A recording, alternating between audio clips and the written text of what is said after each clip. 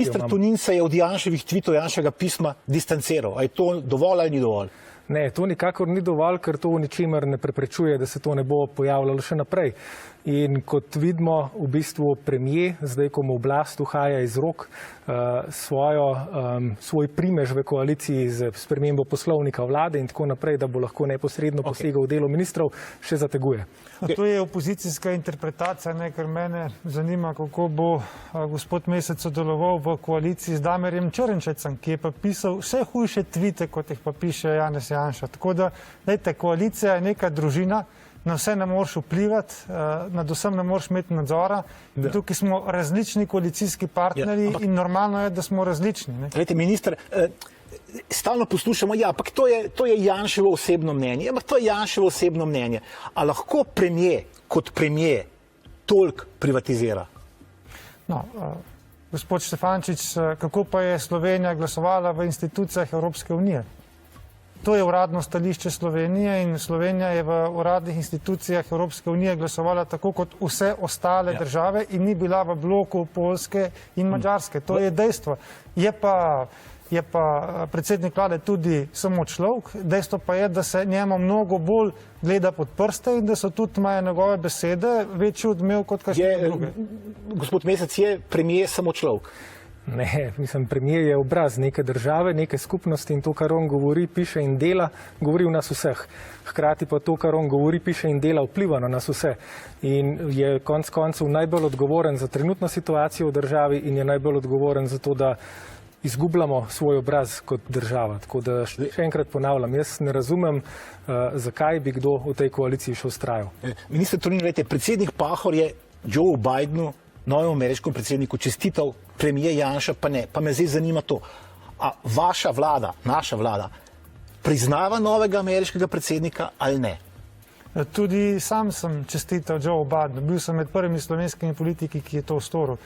Zagotovo. Posamezni ministri smo to čestitko že prenesli. Vlada, slovenska vlada podpira, ne podpira, priznava novega ameriškega predsednika ali ne? Vsekakor. Vsekakor, gledajte, je pa mislim, da minister za zunanje zadeve to tehnično pojasnil, da se formalne čestitke po depešah pošiljajo, ko nekdo postane uradno predsednik. Drugač neformalno je pa jasno, da je to kako vi to razumete? Slovenska vlada priznava Bidena ali ne? Ne, jaz razumem, da je v slovenski vladi povsem prevladal interes SDS in da je interes SDS in njenega predsednika v bistvu tudi povozil vsa načela slovenske zunanje politike.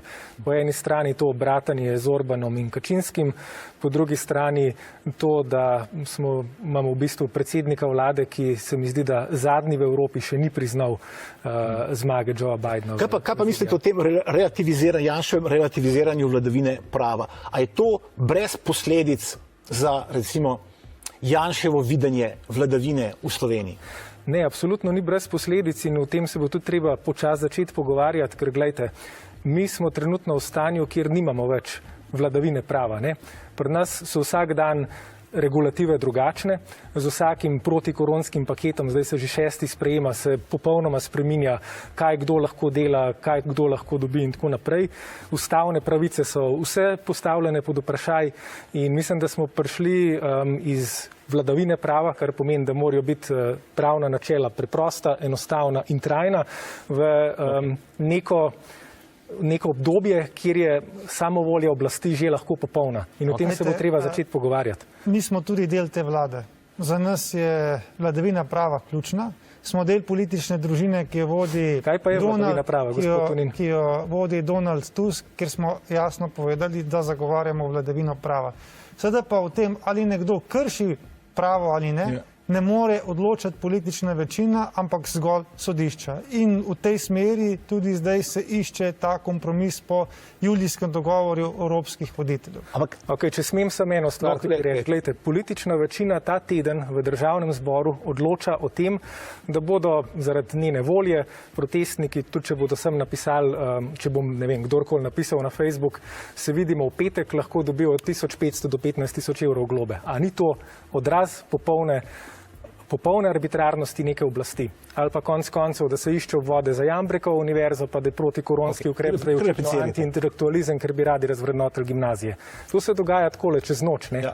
In se pač, Jaz razumem, to ni vladavina prava. Jaz razumem, da ima opozicija veliko časa, ampak dejansko nas čakajo realne naloge, s katerimi se moramo soočiti. In po eni strani nas opozicija obtožuje, da so naši ukrepi za soočanje s COVID-om neučinkoviti. Gospod Tonin, to je v trenutnem protikoronskem paketu in to nima nobene veze s COVID-om, ne nobena od teh treh stvari, ki sem jih naštel. Jaz sem vas poslušal, če smem dokončati. Sem da vam povem, mislim. Hočem povedati to, da po eni strani nas napadate, da so naši ukrepi neučinkoviti in da je veliko smrtnih žrtev, potem ko pa določene stvari zaostrimo, je pa spet problem. Skratka, trenutno imamo odgovornost za vodenje države in delamo v smeri, da rešimo čim več človeških življenj. Vas bom malo drugače vprašal, minister Tonin, a vi, Matej Tonin, pri delovanju te vlade, v kateri ste, vidite kakšne vzporednice z višegrajskim Orbanovim modelom vladanja? Ne, jaz jih ne vidim. Mi morate povedati, kje ne govori se o tem, recimo za te višegrajsko četverico se govori o tem, kako naj bi imela velik vpliv na medije. Jaz dvomim, da ima slovenska vlada kakršenkoli vpliv na medije. Poglejte recimo, kako se poroča na RTV-u, na Pop TV-u, na Planetu, na drugih komercialnih televizijah. Jaz dvomim, da ima vlada kakršnokoli cenzuro in pa vpliv na te medije. Poleg tega, poglejte, jaz sem član te vlade. V prejšnji vladi je gospod Črnčec silovito zlorabil represivne aparate države in še danes me preganjajo. Tako da, če bi to bilo vse to, kar se govori, potem bi zagotovo bilo precej drugače kot pa. Ampak jaz razumem opozicijsko logiko in zagotovo bojo nekoč v prihodnosti tudi imeli priložnost. V preteklosti so imeli veliko, 15-20 let in bojo lahko stvari drugače reševali. Ja, brez skrbi, gospod Tonin, v tem letu ste nabrali za to afer, da jih bomo reševali še celo desetletje. Zdaj, kar se vpliva na medije tiče, je pa tako.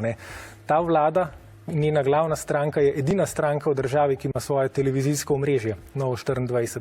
Ta vlada je poskušala večkrat že menjati vodstvo RTV, da bi pridobila vpliv.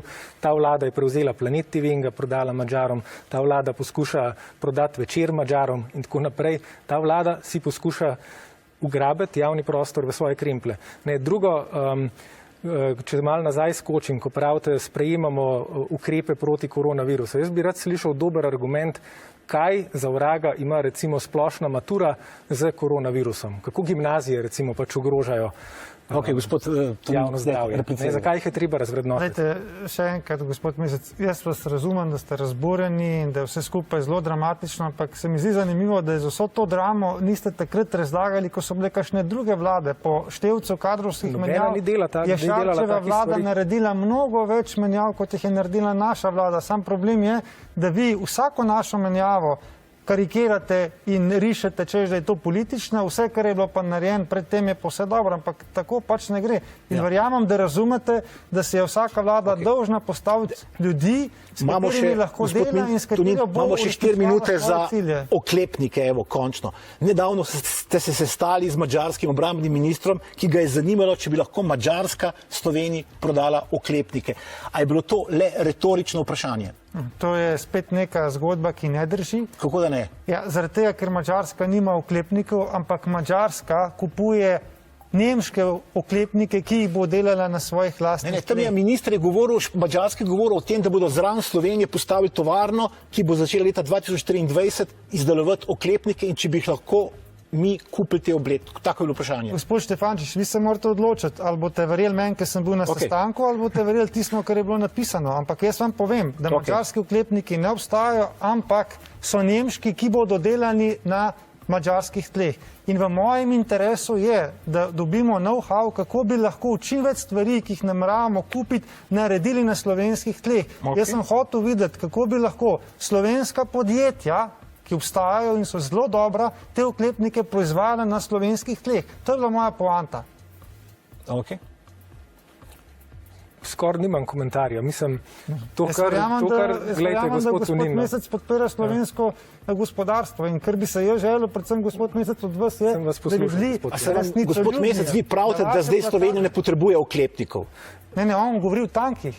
Pa veste, oni imajo na plakatih tanke in bojne helikopterje, v resnici pa je, da Slovenija ne bo kupila niti enega tanka in niti enega bojnega helikopterja. In s tem razumemajo ljudi. Iz neresnica. Gospod Tonin, razumem, da ste živčni.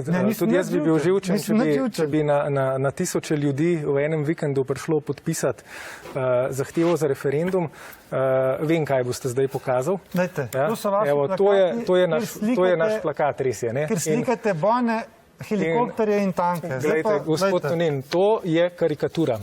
To je karikatura in vi polemizirate s karikaturo. Niti en tak tank ne bomo kupili. Gospod Tonin, niti en tak tank. Bomo pa kupili, pogledajte, takle oklepnik, a veste, zakaj ga potrebujemo? Zaradi tega, ker naši vojaki delajo mir tudi v drugih državah in v tistih državah nekje streljajo še vedno na njih in zato, da preživijo, so potrebni. Gospod minister Tonin, počakajte, gospod Mesec zdaj pove, kaj je narobe s tem oklepnikom, zakaj ga ne rabimo. Bojnih helikopterjev ne bo, bojo pa taki transport. Zdaj, lepo prosim. Najprej, plakat, ki ste ga pokazali, je karikatura in vi polemizirate s karikaturo. Kar je precej patetično, ampak v redu. Drugič, ko se pogovarjamo o oklepnikih, je treba pač povedati naslednje. Teh oklepnikov vi ne kupujete za obrambo Slovenije, te oklepnike ne bodo uporabljani doma, ampak kot ste na isti oddaji Studio City pred par tedni sami povedali, gre predvsem za misijo v Afganistanu in tako naprej. Zakaj jih ne rabimo? Zaradi tega, ker naši vojaki nimajo tam kaj početi. Zato, ker Marcel je veliko o tem pisal, lahko pove, je prisotnost zahodnih sil tam začetek problema in ne rešitve. Dokler pa tam so in moramo pa varno zagotavljati. To se pa najverjetneje ne strinjate, da štejejo njihova življenja. Pa še to, vi mi očitate, da govorim neke stvari. Vi govorite v parlamentu skozi, da kupujemo orožje. Mi znate povedati, kakšno orožje kupujemo? Ja, seveda, za 408 milijonov oklepnikov, ampak bistveno je to, gospod Tonin, in zakaj ljudje podpisujejo. Ljudje podpisujejo peticijo zaradi tega, ker se ne strinjajo z usmeritvijo vlade. To je za vas orožje, gospod Mesec. Gospod Tonin, to je za vas orožje. To je vojaški oklepnik. Je to za vas orožje? Sam povejte. Seveda je orožje. Vi kupujete oklepnike, vi kupujete raketomete, vi kupujete transportno. Lahko zdaj jaz uskočim, pustil sem vajo primer, zdaj imamo še 2 minuti, čeprav vidim, so nam dali še viška za še 2 minuti. Čisto resno vas sprašujem, ne glede na vse. Razumem, Slovenija bo zdaj izvedla 780 milijonsko investicijo v vojsko. V 6 letih pozabite. Ja, vse. Zakaj ni tako masivnih investicij, zdajle recimo, v izgradnjo infekcijskih klinik, bolnišnic in domov za starejše? Zelo dobro vprašanje, gospod Štefančič, in vse to se podpira in se izdatno dela. Samo za primerjavo, da boste razumeli kontekst, te številke so strašne, ampak recimo, za obrambo in varnost bomo namenili eno enoto, za zdravstvo 35. Ja. Vse te protikorona pakete, ki smo jih zdaj sprejeli, od 1 do 6 bo razmerje. 1 za obrambo, 50 za protikorona pakete.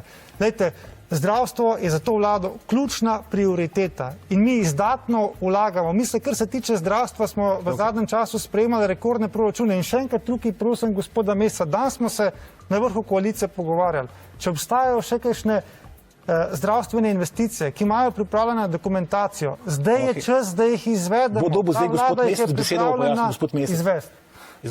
Glejte, ne vem, odkje take številke, res je, za vojsko ta država na leto da 0,5 milijarde, za zdravstvo v zdravstveni blagajni zberemo približno 3 milijarde, pa pol je še dopolnilno zavarovanje zraven 0,5 milijarde. Ampak kaj zdaj vi počnete? Za vojsko ste sprejeli plan 780 milijonov nabav orožja, za zdravstvo na drugi strani bo naslednje leto 69 milijonov, leto 2022 še malo manj. Za domove za starejše je vaš lasten minister rekel, da rabimo 300 milijonov na leto, v proračunu jih je 23. Ne, skratka, Zaradi teh 780 milijonov imamo manjke drugje. In naslednje leto, ko pridejo ven posledice, 10 sekund bo jasno, da je zdravstvo tisto, ki bi v resnici potrebovalo zakon o 780 milijonski investicij v tem trenutku. Tu ni dileme zdravja ali varnost, ta vlada bo zagotovila absolutno vse. Ko je bil čas gospodarske rasti, ni bil primeren čas, zdaj v tem trenutku je za Slovenijo denar najcenejši. Super, najlepša hvala.